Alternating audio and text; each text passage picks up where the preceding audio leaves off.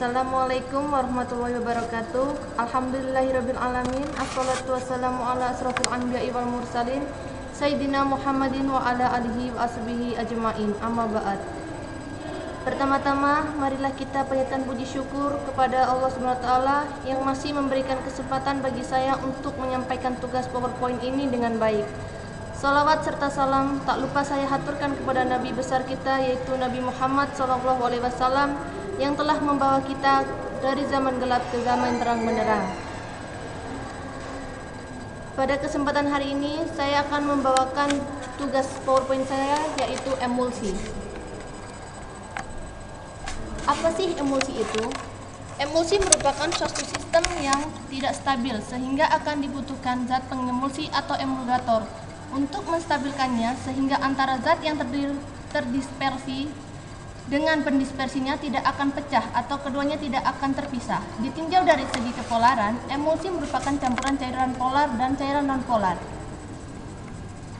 Emulsi menurut medium pendispersinya dibagi menjadi 3 jenis, yaitu emulsi gas atau aerosol cair. Emulsi gas merupakan emulsi dengan fase terdispersinya berupa fase cair dan medium pendispersinya berupa gas. Yang kedua, emulsi cair. Emulsi cair merupakan emulsi dengan fase terdispersinya maupun pendispersinya berupa fase cairan yang tidak saling melarutkan karena kedua fase bersifat polar dan nonpolar. Yang ketiga, emulsi padat. Emulsi padat merupakan emulsi dengan fase terdispersinya cair dengan fase pendispersinya berupa fase padat.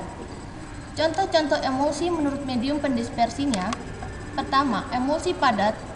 Contoh gel adalah gelatin, agar-agar, mentega, mutiara, dan gel rambut. Nasi merupakan salah satu contoh koloid emulsi padat. Yang kedua, emulsi cair. Contohnya adalah pada susu, minyak ikan, dan santan kelapa. Yang ketiga, emulsi gas.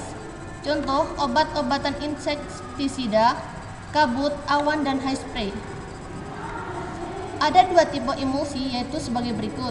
Yang pertama, emulsi AM, yaitu butiran-butiran air terdispersi dalam minyak. Pada emulsi ini, butiran-butiran air yang hidrofolik stabil dalam minyak yang hidrofobik. Yang kedua, emulsi MA, yaitu butiran-butiran minyak terdispersi dalam air minyak yang hidrofobik stabil dalam air yang hidrofolik. Kestabilan emulsi ditentukan oleh 2 gaya, yaitu pertama, gaya tarik-menarik, dikenal dengan gaya London van der Waals. Gaya ini menyebabkan partikel-partikel koloid berkumpul membentuk agregat dan mengendap. Yang kedua, gaya tolak-menolak yang disebabkan oleh pertumpang tindihan lapisan ganda elektrik yang bermuatan sama. Gaya ini akan menstabilkan dispersi koloid. Ada beberapa faktor yang mempengaruhi kestabilan emulsi, yaitu sebagai berikut. Pertama, tegangan antarmuka rendah. Kedua, kekuatan mekanik dan elastisitas lapisan antarmuka. Ketiga, tolakan listrik double layer. Keempat, relativitas phase pendispersi kecil. Dan kelima, viskositas tinggi. Mekanisme emulsi secara kimia dan secara fisika sebagai berikut. Yang pertama, mekanisme secara kimia. Mekanisme secara kimia dapat kita jelaskan pada emulsi air dan minyak. Air dan minyak dapat bercampur membentuk emulsi cair apabila suatu pengemulsi ditambahkan. Karena kebanyakan emulsi adalah disperse air dalam minyak dan pendispersi minyak dalam air, sehingga emulgator yang digunakan harus dapat larut dalam air maupun minyak. Yang kedua, mekanisme secara fisika. Secara fisika, emulsi dapat terbentuk karena adanya pemasukan tenaga, misalnya dengan cara pengadukan. Cara-cara membuat emulsi yaitu: pertama, dengan mortir dan stempel.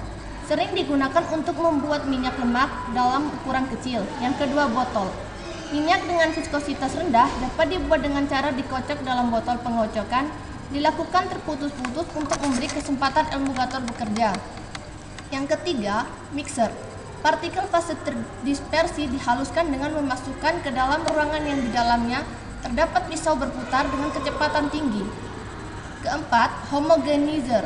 Dengan melewatkan partikel fase dispersi melewati celah sempit, sehingga partikel mempunyai ukuran yang sama. Contoh emulsi dalam kehidupan sehari-hari: pertama, susu. Kedua, nasi. Ketiga, santan. Keempat, deterjen. Kelima, mentega. 6, kabut. 7, awan. 8, hairspray. 9, agar-agar. Dan 10, gelatin. Sekian presentasi saya. Mohon maaf apabila ada kesalahan kata dan penulisan. Semoga presentasi saya ini dapat berguna bagi siapa saja yang membaca dan mendengarkannya. Wabillahi taufiq wal hidayah. Waridha wa inayah. Assalamualaikum warahmatullahi wabarakatuh.